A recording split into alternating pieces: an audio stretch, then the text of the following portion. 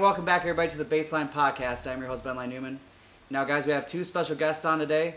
A good buddy of mine that I've known since I was about 4 years old. He's going to be helping curate the questions with me today. Please welcome my special guest, Kyle Blaszak. Thanks, man. It's great to be on here. I've known you for too long. Way too long.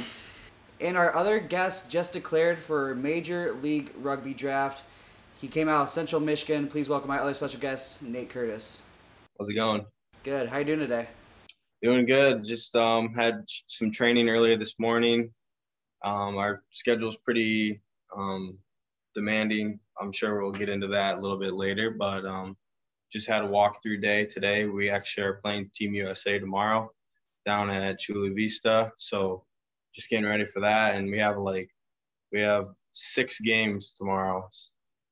4 against USA A, or 2 against USA A, 2 against USA B, and then 2 games against South Korea. So just looking forward to testing it out. Are those playing as 15s or 7s? It's 7s. Everything we're doing is 7s out here. Yeah, it's Best awesome. of luck. Yeah, thank you. Yeah. Now, Nate, just to start things off, you just talked about a lot of training. You just recently moved to California to train with Ronald Rugby. How has training been so far overall? Yeah, so it's definitely been something that I've never really experienced. It reminds me of the football days with 2-a-days, morning practice, lunch, workout, afternoon practice.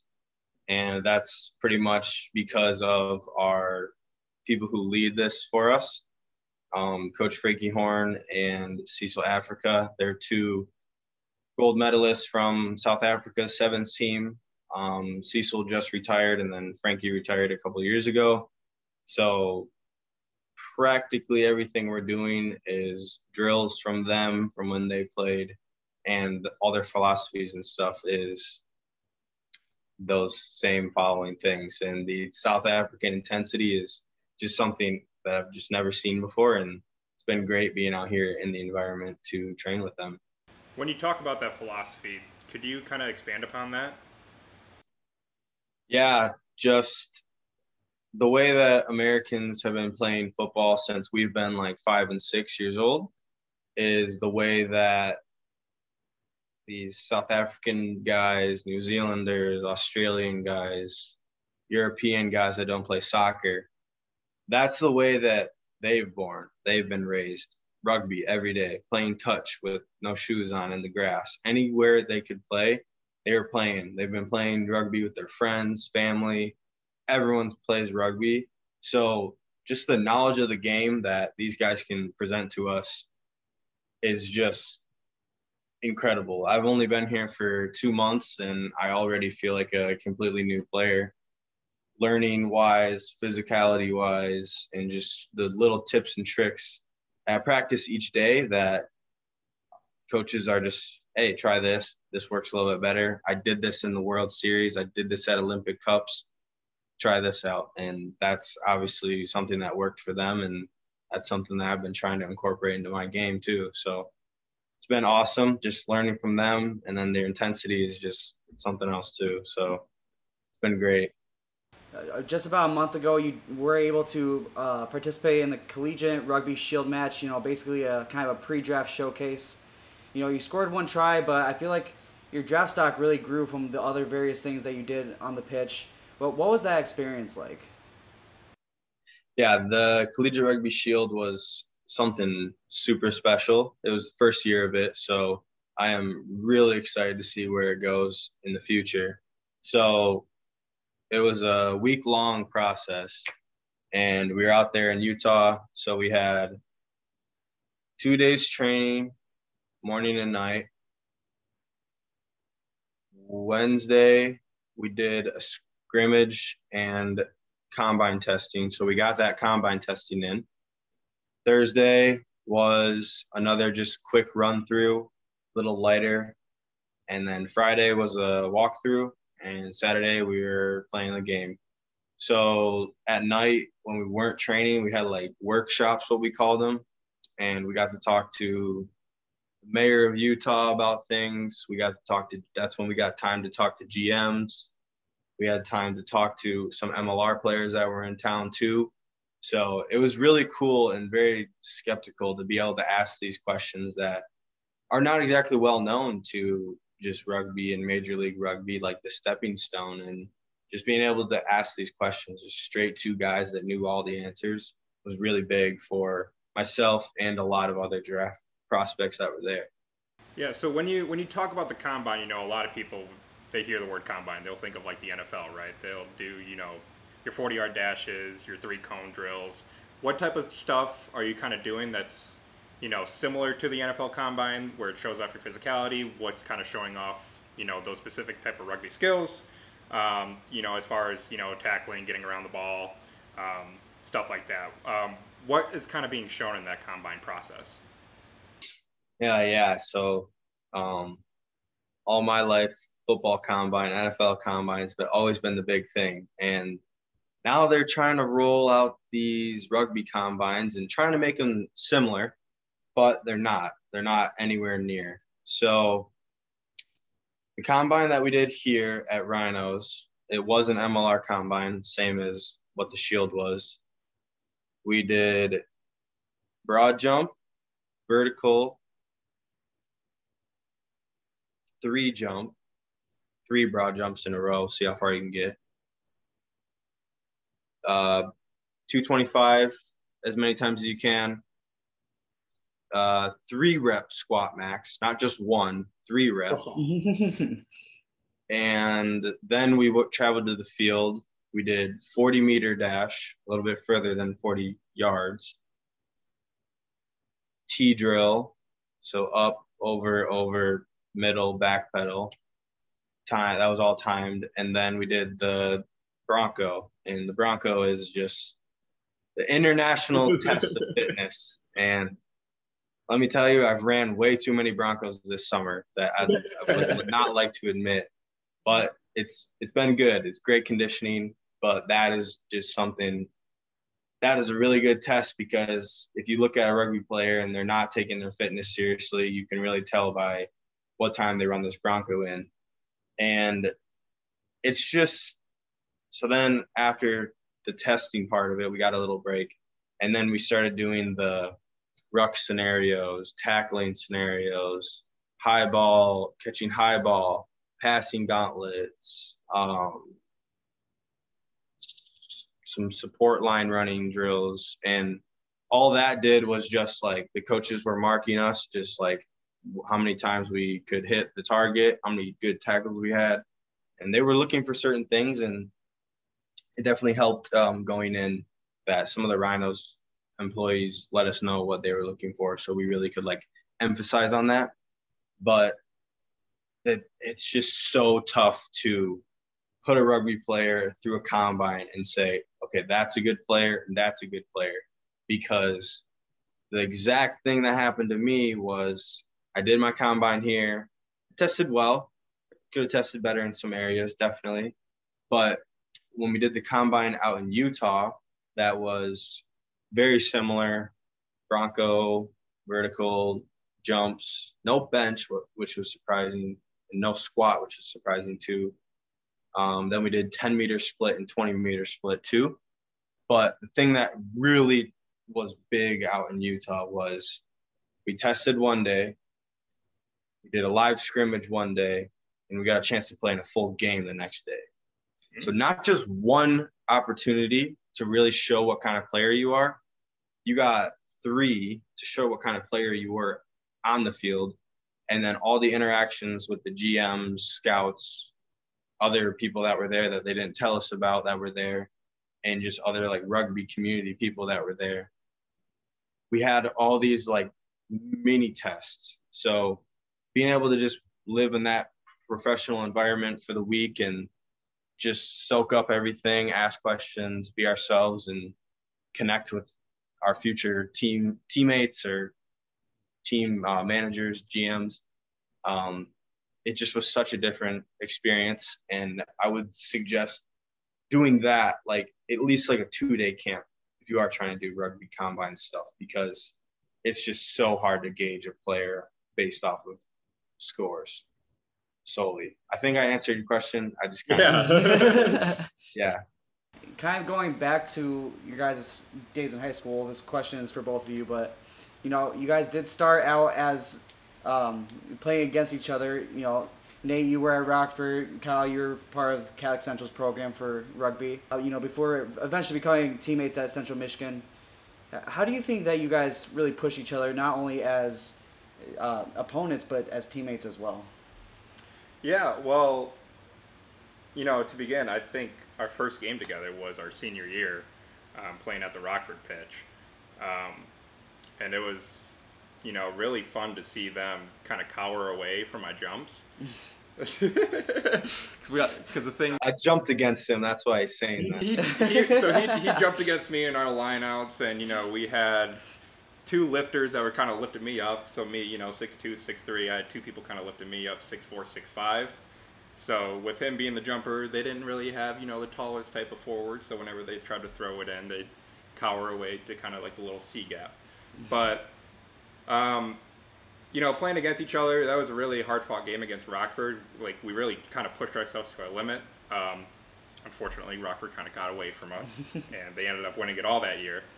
But after that, you know, as we're getting on our way to college, there was this great opportunity with the select sides. So it was basically west side versus east side, and that's where Birdie and I really first met, where, you know, he came in from Rockford, I came from Catholic Central. We both made the select side team. West side smoked the east side competition, but just kind of going through those practices and really starting to play with, like, you know, the little higher up type of level of players with that type of talent, it really, you know, makes you push yourself. So going through that whole experience was nice. And then, you know, we get to college, and, you know, it's just a great time out there. Being on that field with all those guys that you love, and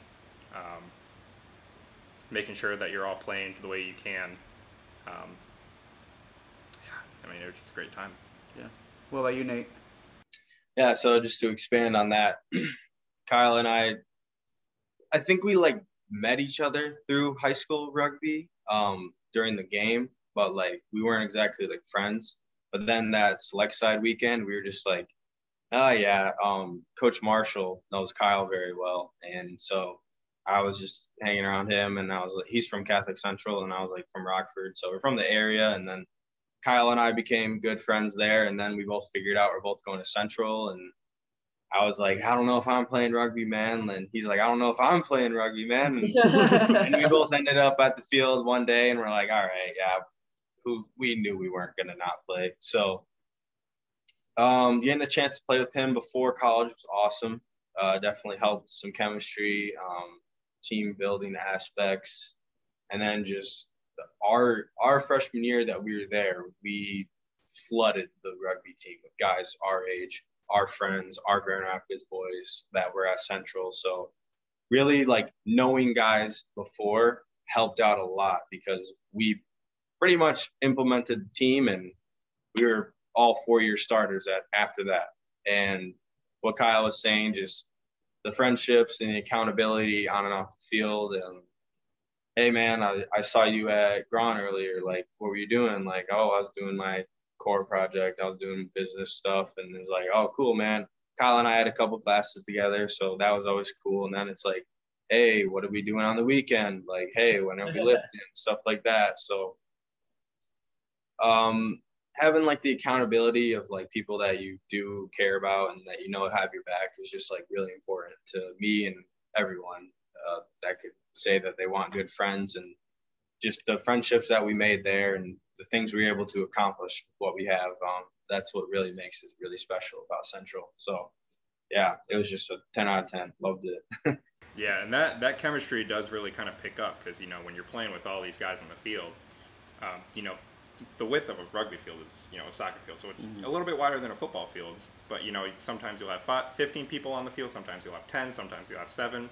So when you kind of get that chemistry going along with your people, sometimes they can just know when you're getting ready to pass them the ball, or you can just kind of look at each other and you just kind of know, okay, I need to be in this spot, you're going to be in that spot, I'm going to trust you to kind of fill that hole, so that when the ball comes this way, I can, you know, kind of push up on them. So when you have that kind of chemistry together, there's that kind of unspoken communication between each other. So, you know, when you play with these guys for 4 years, you know, you're going to get a pretty good team. So, Nate, going off of that, Kyle just mentioned it a little bit ago, but in high school, you and Rockford High School, won the Division I state championship for rugby. Kind of going back to your days in high school, talk about what that moment was like to win that title and kind of what that moment meant to you. Yeah, I mean, just when you said that, I got goosebumps. Great memory with all the guys. And it's actually a funny story because there's pictures of like a bunch of my friends and I playing youth rugby when we all started. And I took a year or two off in high school to focus on wrestling and football. And I was like, all my friends would text me whenever rugby comes around, and I'd hop out for a few practices and I'd be like, I don't know if I can do it. And then junior and senior year, the boys got me back out, and just getting back out there, senior year especially, we were like some of my closest friends to this day got to line up, and like that unspoken chemistry thing Kyle was just talking about, like I knew where they were at on the field without even looking, and I knew what they were going to do. And I knew they were like, let's say I knew he was a good line runner and the other guy was a good like support runner out the back.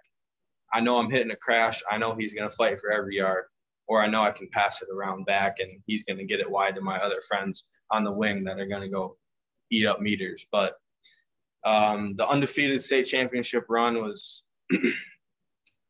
it was the first ever at Rockford, and this most recent year was the second time actually. So it has been done more than once, but we were the first team to do it.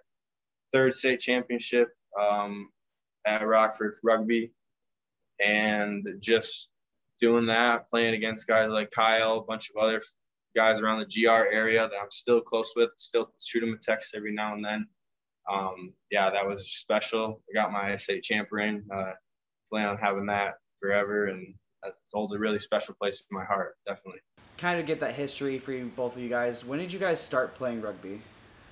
Man, I started playing rugby, I think it was my sophomore year of high school. So I was, a little bit of a late bloomer, but, at the same time, that's what a lot of people would think, right? Like, oh, you started, midway through high school. Most people would start playing a sport that you're going to play in college when they're like 10 or 12.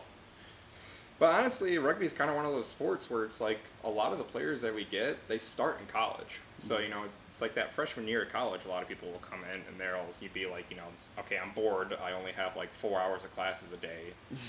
I need something to do. And, one of those things that we were able to offer was rugby. So being able to start in high school was definitely great. So starting in sophomore year, one of my biggest reasons for playing was because A, I didn't want to play lacrosse anymore. So that's a big one. But B was, both of my brothers played rugby. So my oldest brother actually won a championship with the Catholic Central team. And I was able to watch that. I think that was like 2013, 2014, somewhere around there. But he won the state championship with them. And then the other brother that I have technically played. He was on the team, but like he tore his ACL in the first game, and it's just like and then didn't touch the field again. It was his senior year. He didn't touch the field again. So, but just hearing them talk about it, that's really what kind of brought me in. So I played my sophomore year. I wanted to play my junior year, but like I broke my neck in wrestling, so I couldn't really do that. I remember that. Yeah. So took my junior year off, but then played my senior year, and then played all the way out through college. So yeah. What about you, Nate? Yeah, so I think the grade that my dad and I are agreeing on finally is fourth grade of when I started back in Rockford's youth program. And then I played fourth until about eighth, took ninth, 10th off, and then I took 11th grade off too, actually. I only played senior year, my bad. And then senior year through college, and then I'm still going with it now. So the boys back from my football friends and my wrestling friends are like, dude, like you have to play, like it's senior year, come on. And I said junior year because I went out to a couple of practices then, and that's why I remembered that. But then I just remember going to all the games and supporting the boys, and they're like, dude, you have to play next year, blah, blah, blah. And I wish I did. I wish I did, truthfully. But yeah, so I think it's added up around like 10 years of playing now and 8 years of contact. So that helps out a little bit. But yeah. Kind of going off of that, guys. I mean, rugby is an interesting sport. I mean, you have the constant flow like soccer, and you have the kind of the hard hitting contact like football. But you know, why do you guys love the game of rugby? Nate, let's start with you this time.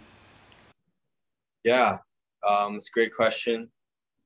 It's definitely changed a lot in the past couple of years, more so in college when we started realizing, hey, we can play against these varsity programs. Hey, we can actually put points on the board. Hey, we're blowing out all these other clubs. Like, we got to challenge ourselves.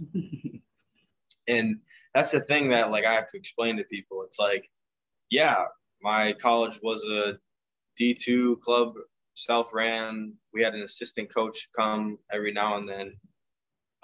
But when you line us up against other players and when we get opportunities to travel to like all-star tournaments, playoff games, I've been doing some other games with Legacy Rugby. We can talk more about that in a few. But when we get these chances to line up, like we're like, hey, we're not that far behind these guys, and we're still having fun. We're just having fun with it. These guys are practicing every day, lifting every day, getting paid to go to college for this sport. And we're just out here because we're just a group of guys that are just having fun.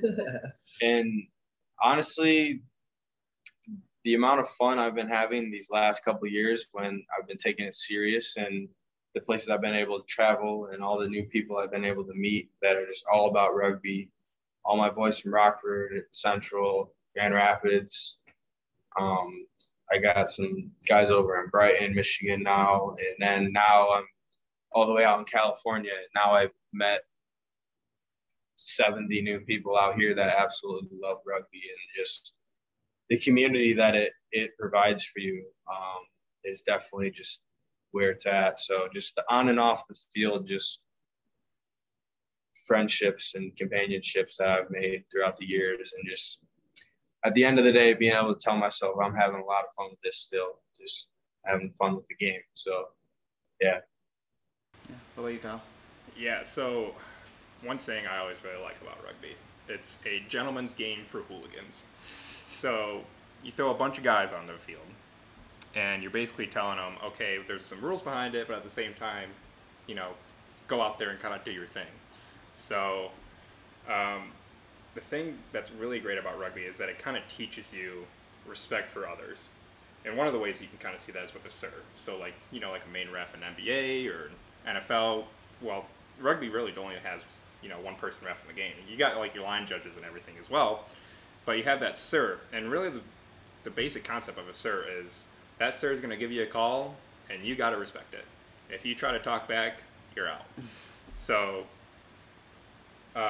having that kind of gentleman aspect behind the game is really kind of interesting, but at the same time, you know, you're doing all that type of big hitting and stuff. You're getting in people's faces. You know, there's going to be some dirty plays every now and then because, I mean, you got a bunch of hooligans on the field. So having all those, you know, aspects of the game, and then obviously, you know, just kind of getting in there if you're, you know, having a bad week, kind of get in there, hit somebody, let some of that weight off. All those type of physical aspects behind the game. I mean, you get like a little high when you're on that field. And that's just something that it's hard to escape. So that's my reason for loving it. Yeah. When I was doing research for this, you know, I'm gonna be honest, because you guys don't have a website for your rugby team, but I could not find a lot of information when I was trying to do my research. So kind of walk me through your guys' careers at Central Michigan and kind of the highs and lows during your guys' career. Man, I mean, definitely my low is all the injuries I've had. It's too many to count. You know, you get carried off the field on a stretcher one too many times. That's really kind of the downside behind it. You know, you get kind of so into the game, then you dig your head down to somebody, and then they just knock you over. So that pretty easy low aspect for me, I would say. But outside of that, no. I mean, I was everywhere at Central Michigan. I was playing. I started off at 8-man, and then after that, I played a little bit of flanker every now and then. So before I get into all that kind of nitty gritty, let me kind of explain.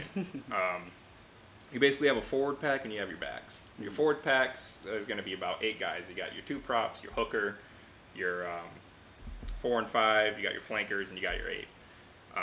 These are kind of going to be your big, lengthy guys, you know, kind of bigger, wider, stronger. They're kind of going to be in the pack. When we started off, we started with pod ball system, so it's basically you got 1 big forward and you got 2 forwards behind them. You're basically grabbing the ball and you're just running forward, trying to get past the game line.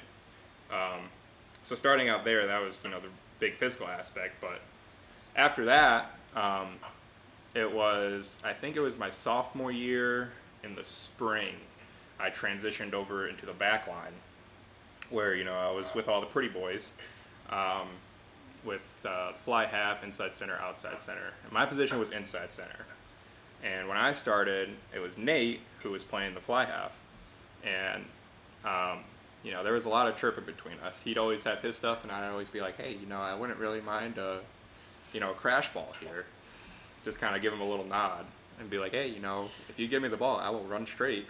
Just because, you know, I still had that forwards mentality in me, just like grab the ball and run straight. But you get a couple years in the back line, and you realize it's more about, you know, getting past that game line. It's about passing it out, creating opportunities for your teammates and stuff like that.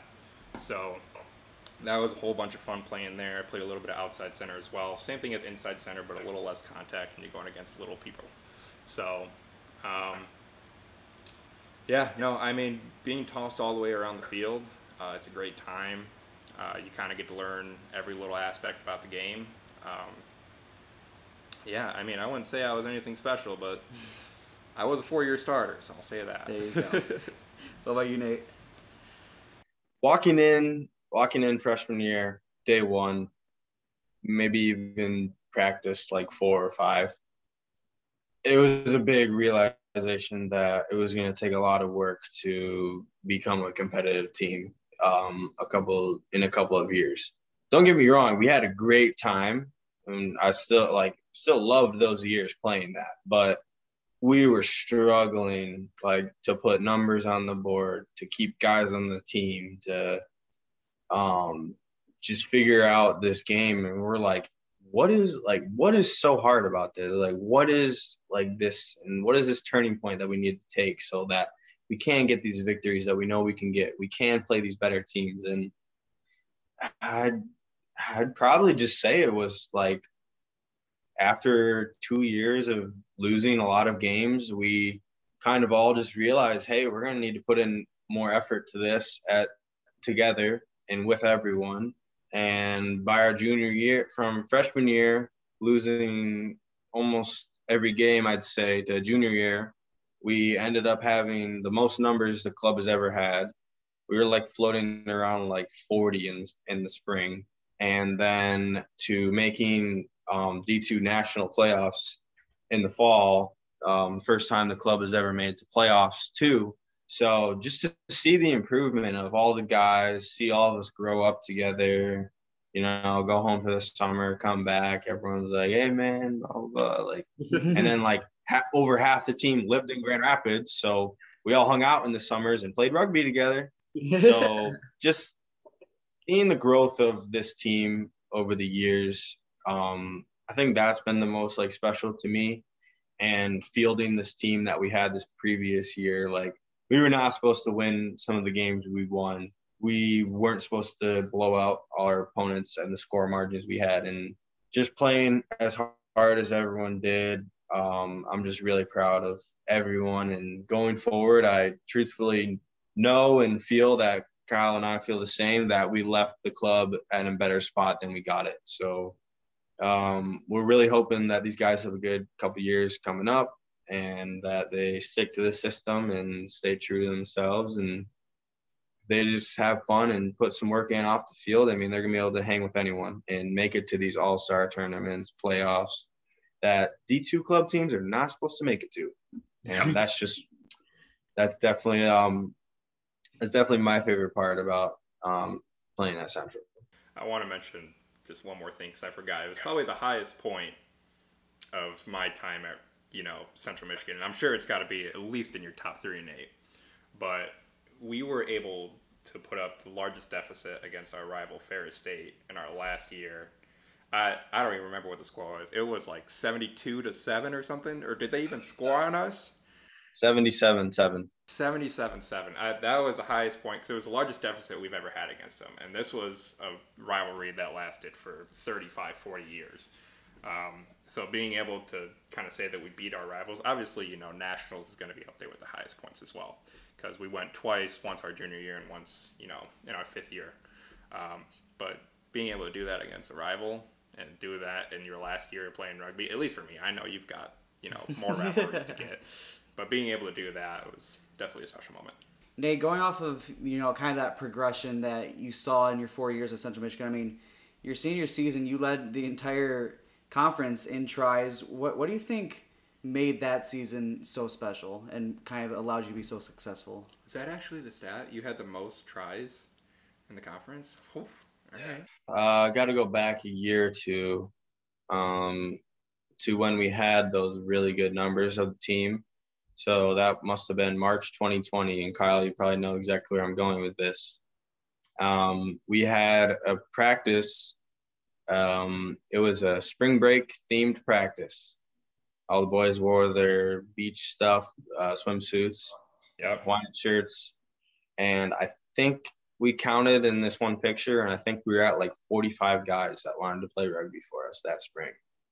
We were running our offense, and we were running our offense at like the best we have, crispest we've ever had.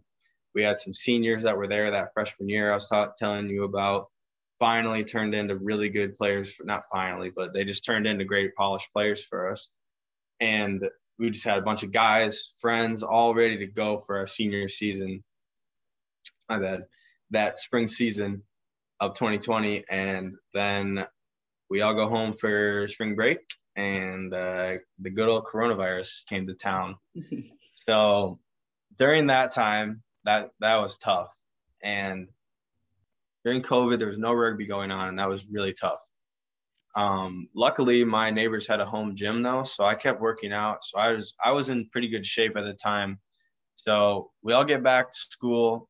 Classes are still online, I'm pretty sure. And they're still like, hey guys, like, sorry, just can't risk this, can't play rugby whole year. 2021, no rugby.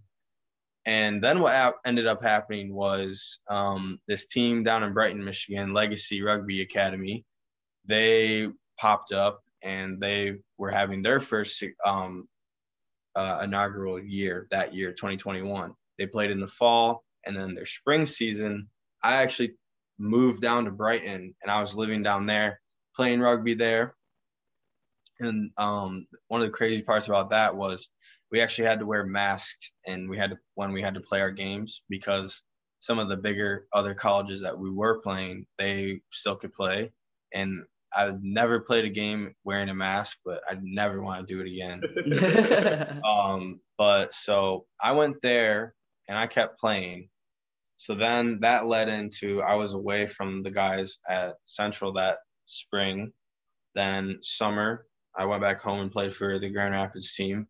And then that fall coming back, like I hadn't seen the guys in a while, and I stepped back out on the field, and like I remember a couple of them being like, dude, what have you been doing? Like, you've gotten so much better. Like you look like a different player, like from when you left to now. And I was like, hey man, I just kept playing rugby. Like I went to Legacy. I mean, you guys know I went to Legacy, and we got some games in there, which is awesome.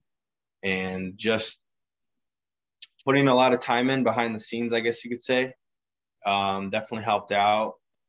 And just really kind of realizing this was something I wanted to do, that gave me a lot of motivation to keep going and keep just giving myself these opportunities and chances to just keep having fun, I guess. And winning is fun. So yeah. Yeah, so you joined Legacy, right? You know, we had a couple of other Central Michigan teammates that went over and played with them, Zach and AJ. Yeah. What's kind of that difference of training over with Catholic Central and our team and training over with Legacy? Because Legacy is, you know, kind of one of those teams where it's like, you know, they'll play against some of the tougher colleges in rugby, and really in Central Michigan, one of the things that we were focusing on is like the basics, because we got all those new people that are coming in. But Legacy, you got a bunch of people where it's like they join the club because they're pretty good at rugby. So what's kind of that difference of practicing with Central Michigan and with Legacy? We do have these great opportunities, and like the big thing was each season we got a game against an MLR Academy side. And pretty much what that is that's the B side to the A side, and then there's about a gap of like 5 or 6, I'd say, players that just missed the A side cut, but they still want them to develop on the official B side. So these guys that are getting paid money to play rugby still, they just drop down to the B side and play with them, get time in. Coaches say, all right, you keep getting better, like you're getting close. And so having the chance to be introduced to that was awesome. And that was what we trained for at Legacy. We brought a group of guys in that all played rugby. They all knew rugby going in. It wasn't the whole, oh, we got to teach this guy to play rugby. He's a wrestler. He's a football player at Central. So just being able to train with guys that understand rugby and understand like a lot more about the sport. There was no day ones. There was no multiple day ones. And I actually played a completely different position than I did at Central when I played for Legacy, because I was able to, because there were other guys at the position that I played, and I was able to drop back and play a different position. So that was awesome, because I got to just keep playing new positions. And then if I needed to play my old position, I could go up and play that too. So just, yeah, the environment was just a little different. But, I mean, the group we had at Central, I mean, there was definitely some guys that Oh, yeah. week 2, week 3, we all knew what we were doing there. And those new guys that we taught this year, I mean, it looked like they've been playing rugby forever. Yeah, so I mean, from what I've seen, those guys are developing pretty quickly. So it's exciting to see where Central Michigan's going to be, you know, kind of go where they're going to go on forward. So For sure. Now, Nate, going off of that, I mean, we've talked about a lot of different opportunities that you've taken in your career to get better. I mean, Central, Legacy, Rhino, Shield. How have all these different experiences you've been able to get, you know, how have they really helped you prepare to where you are today, you know, preparing for the draft? Yeah, I mean, I credit all of them for my success that I'm here now. And just the time that I've been putting in behind the scenes again. I was finishing up my senior year this last spring. I had a job with CMU Athletics. I was training with Legacy, and I would come back and I would train with the boys because we could only get turf time at night. So I would get done with 5 classes or three to 4 classes a day, pack a lunch, pack dinner, drive down to Brighton, about an hour and a half from Mount Pleasant, hour and 45 minutes actually. Drive down, practice with Legacy, heat up my lunch, heat up my dinner, drive back because I didn't want to keep buying fast food. So like I'd meal prep and pack my dinner. So I'd literally just be like one of the last guys there. I'd hop on the bike for a second and then I'd eat my dinner, drive back, and then by that time I would just walk right up to the turf field. And it towards the end of the year, once we had more games and closer to our select side game, I stopped practicing with Central and I ended up just coaching more. And I was just like, hey, like, you're the new guy, Adam Russell. I was like, hey, man, like, you're going to take over my position. Like, any questions, any concerns, like, let me know. And then just the offense that we ran, Colton and Connor just let me just pretty much stand in front, and they would just run it on air towards me. And I'd be like, all right, maybe we could try this, maybe we try this. And just seeing them practice it was really cool because I just got done with practice. And then I drive back and just all the late nights driving, all the time away from family and friends, all the extra workout sessions I've been doing. I've been taking my nutrition really very seriously. This past year, I've been taking my vitamins very seriously, my supplements, just all the stuff that I've really invested into myself, I think just really has helped me get here. And of course, the support of my family and just the blessings of God of just staying safe through all this and the abilities to keep playing this game. So yeah, a lot of things go into it, but it's everything counts. Yeah, so you mentioned the offense, right? And, we had a little bit of a switch up in our final year. You have the kind of pod ball system when we started. When we get to that 5th year, I think it was you. You were the one that kind of brought up, hey, let's try out this new system. It was something that you tried over at Legacy, the 1-3-3-1. Can you talk a little bit more about it and kind of the pace of play of how it's different and how that's kind of helped you along your kind of path as you going over to Utah and to California?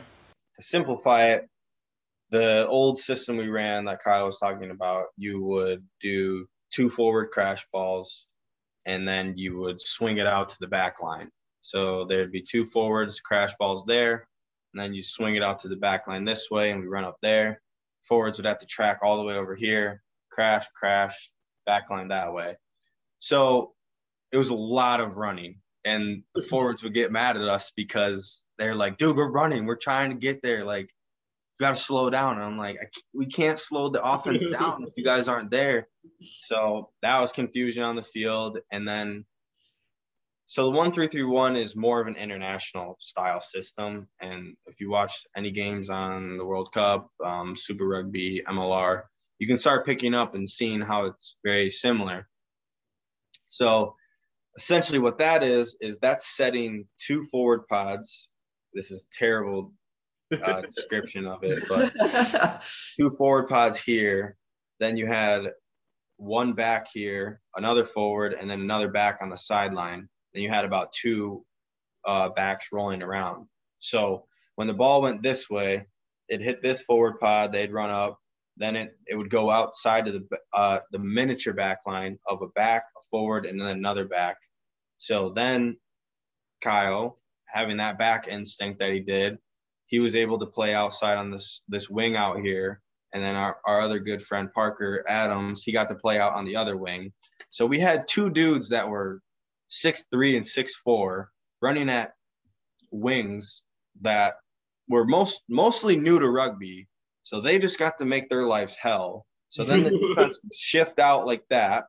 And then the middle would open up for our forward pods that just got to stand in the same spot, run up, recycle out, then get ready for the next ball, run up, then the ball would go that way. So literally just being able to tell people, hey, run this crash ball, you ruck over, then we're going to send it wide again. And literally just giving everyone a role. It went by numbers. So, like, you play this position, this is what you're doing. You play back line, you got to learn how to do this and this. So we're moving back and forth all the time. And really bringing that international system to the level we were at, it just changed everything. Yep. Other teams had no idea what we were doing. They couldn't keep up, and like it frustrated a lot of them. And and then we would see them doing the old pod ball system, and we'd be like, wow, that's not very effective right now. And so just being able, everyone bought in, everyone was all for it, and everyone had a lot of fun doing it. So that was really what was good. And like, the boys were skeptical the first couple of days when I was talking about it. They're like, I don't know, man, like, might not work.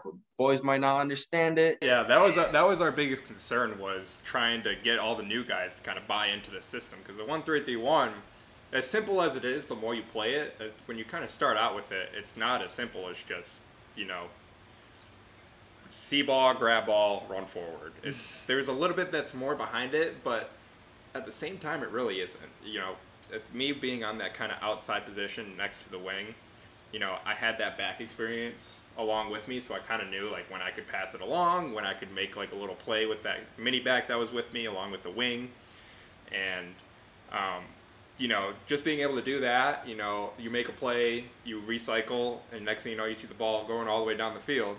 Now I was just very glad, because that means I could just kind of sit over in the wing and I could just like wait around for a couple minutes, catch my breath, be 100% for the next type of run. So that was really nice for me. But you had Nate kind of floating around in the middle there. You'd see most of his work kind of going in the middle, but Nate being the instinctive player that he is, he'd see me kind of break away from one tackle, and next thing you know, I just see him out of nowhere coming to flash on my left hip. And then you got two more guys that are trying to take me down. Since I get past that one guy, you get somebody on me, easy offload to Nate, and he just has God's green grass right in front of him. Like, the entire field just opened up. Because as soon as you make one person miss, then you get one or two more guys onto you. You're going to have 2-3 other guys that are going to be open after that. So, just the kind of way that offense was flowing, the pace and play, I mean, it was amazing. So, was it fair to say this is the most you ran the ball this year? Yeah. But like, it wasn't always like, oh, I got to just truck everyone. It was like, hey, Kyle's one of the biggest guys on the field, and now he has decisions to make with the ball. And these backline players were just terrified. And then we go to the other side, and we had a 6'4" forward, and then we had a 6'4" wing, and we just toss it over that way. Line would move up. Kyle would slowly move up, hold his energy. Boom. Then we just hit it right back the other way. And, yeah, that was awesome. That was always the best thing. You always saw some, little guy on the other team, 5'5", 5'6", maybe like $130. Hey, watch your mouth. Hey, watch your mouth. Just scared for his life. So it's like, okay, give me this ball. I'm going straight at him. As soon as I go straight at him, you got another guy tagging on. Next thing you know, the wing's going to be wide open on the sideline. Toss it off to him. And, wings, you're usually throwing your fastest players, right? So you throw the ball to him. If they even get a little bit of space, they're really just crazy speedsters is the way I like to describe wings. Just get them the ball, let them kind of run by. If they get a little bit of space, they're going all the way to the try zone. So, well, now I realize how little of rugby I actually know. Nate, throughout your career, you've played a lot of different positions in rugby. I mean, center, fullback, wing, fly half. What exactly are kind of the differences between these positions, and what would you say is your favorite out of the four? And why is it fly half? So there's another position actually that I have played too. There's two. I played scrum half for a tournament, and in high school I played forward. So the back line was new to me in college, so I had a lot of learning to do. So when I first started, it was at fly half, and that was tough because going from the forward system that Rockford ran, it was, hey, run if you have space, offload if you don't. So it was a miniature reading system for us forwards, but I never touched the back line. I played back one time in a scrimmage, and that was it. So getting to college, I'm like, oh, I have to read an entire defense and tell the forwards where to go. This is going to be awesome. But, I mean, just each week I kept learning and learning, started incorporating kicking. And it was good because that taught me a lot, made me work on my passing, all these things. So I ended up playing fly half for 2 years, and I played center for the other 2.5. So the transition between that was awesome because I had not more space towards the inside, and I didn't have to worry about play calling as much because our buddy Colton, he played fly half in high school, so he just took over there, and then that allowed me to bump out wider so I could start reading defenses from further out with more space. And then when I was playing with Legacy, I played wing and fullback, so that was the two end guys on the wings. And I'm not small like the wings that like normally we would be classified as wings. So like it's cool. It was cool because like we had hard hitting. The other wing was the quick one, and then I was like the power wing on the other side. So that was awesome, that system we were running. And then for the select side games, I play fullback, and that's the man deep, and he just inserts in the offense wherever he wants. So that was also awesome because that felt like a mixture of center because I got to touch the ball a lot, and then I also had to pass and decision make. And it's really interesting because I've played about 2 or 3 games at fly half for Legacy too, and my friends there and my friends at Central say they think I'm a better fly half than I am center, and I just can't even fathom the thought of that because like it's like I can do it, but like I feel like I'm helping the team more in a different position, and so that's how I feel about it. But like Kyle and my other friends, like they think I'm a better fly half than center, but we have guys that are way more capable. If there are guys that are more capable of playing fly half and center, I'm totally okay with going to a different position. And that's kind of the situation we found ourselves in. Colton, great leader on the field, great passer, great kicker. So that just let me go out wide and play wider. So that was cool, and that was just a cool transition. Yeah.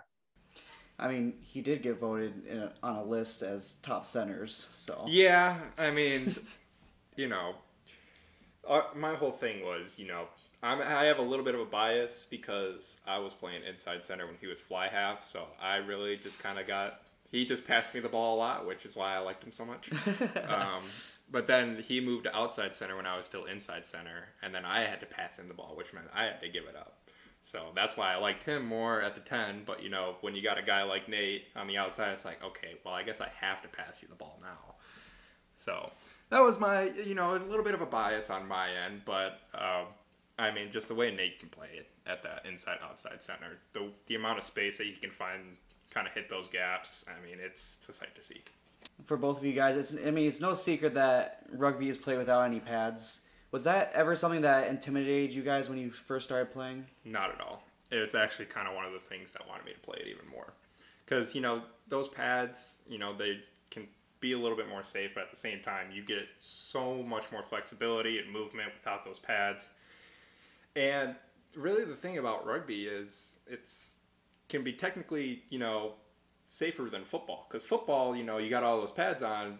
As long as you hit the guy, you can do whatever you want like that. But in rugby, you got to actually wrap around the guy. You got to bring him to the ground. You can't just hit stick somebody. You're going to get thrown out of the game if you do that. So playing without those pads, while yes, it can kind of freak some people out, there's a lot of technique that you need to implement in order for it to be, a pretty safe game. Obviously, injuries can still happen, but, being able to kind of move freely around with your body, I personally enjoyed it. So, Nate, I'm sure you feel the same way, kind of being able to have that flexibility without pads. I had to wear that little scrum cap, but, that's a story for another day.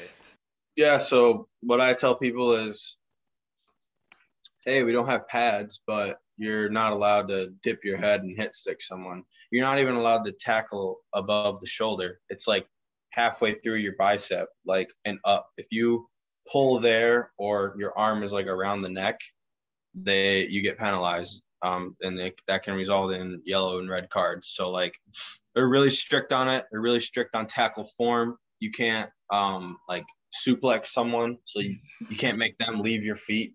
You can't leave your feet jumping on top of them. So yeah, you see these hits that are really hard and really brutal in rugby, but they're all in the laws of the game. And that's what's a little tough to teach the football guys about. But, I mean, they learn. If you don't wrap, you get kicked out. And what is extremely interesting is wrestlers. Wrestlers just get it. It feels like double leg takedowns. Yeah. So that contact, so that's what I related to more. It's wrestling contact, not even football, because yeah, sure, you get big hits and it happens, but if you try to overtrack someone, you got guys with nice feet, they're going to make you look silly. And in football, you can kind of just dive and throw yourself at them. If you do that in rugby, you literally will get kicked out right away. Yeah. So you have to slow down, you have to chop your feet, you have to wrap, and that's where you lose speed. So that's how I tell people about it. And sure, you're gonna get maybe 3-4 big collisions a game, but that's within a 5-meter block. So how fast really can you get going in that? Nate, the Major League Rugby Draft is August 18. In your opinion, what do you bring to the table that can add value to one of these teams? Yeah, I think I am just a raw player in a sense still. Just undercoached, understaffed, I don't know what word I'm looking for.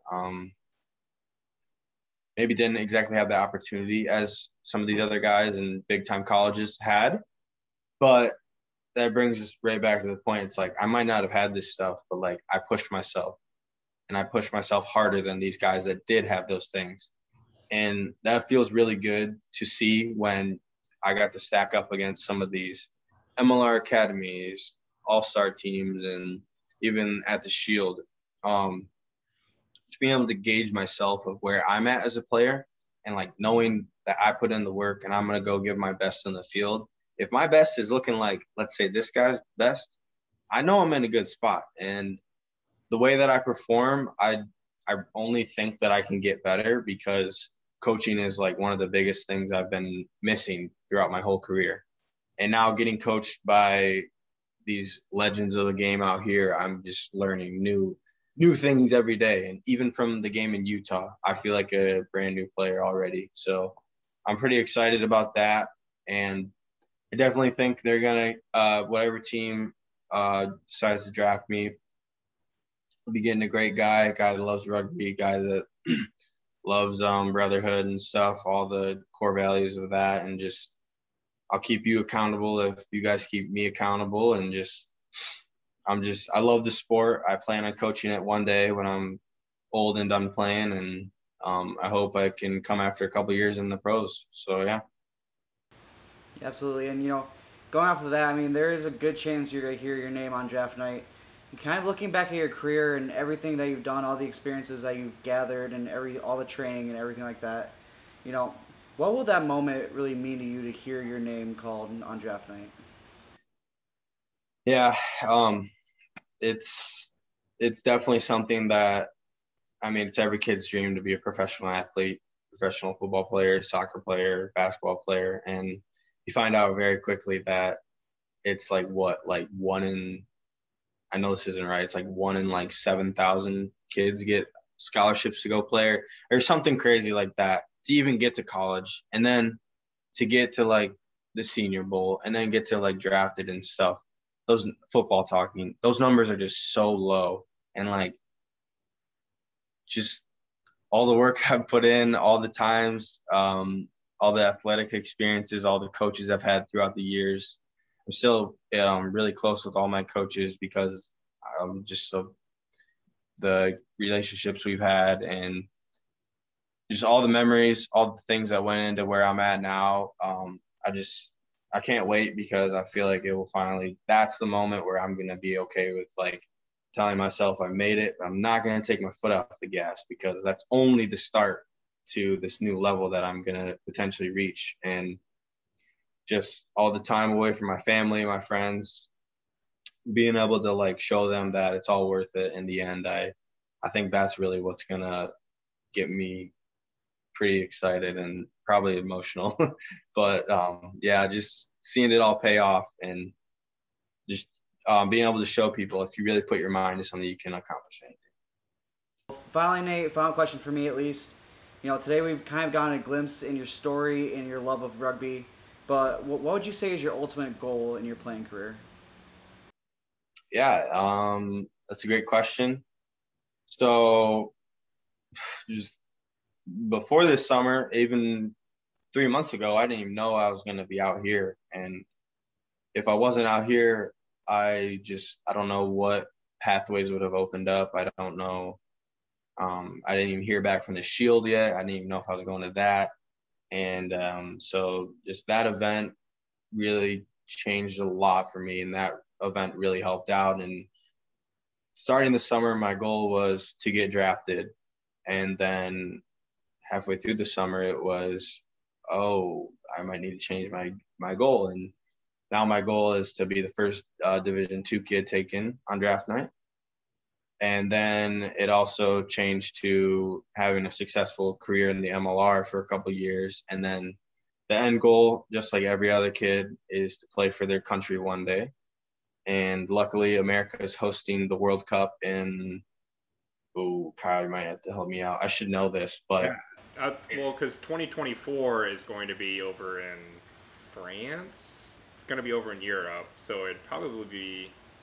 So 2028, I think, is the Women's World Cup here, and then 2030 it's 2031 or 2028 is when America will be hosting World Cup rugby.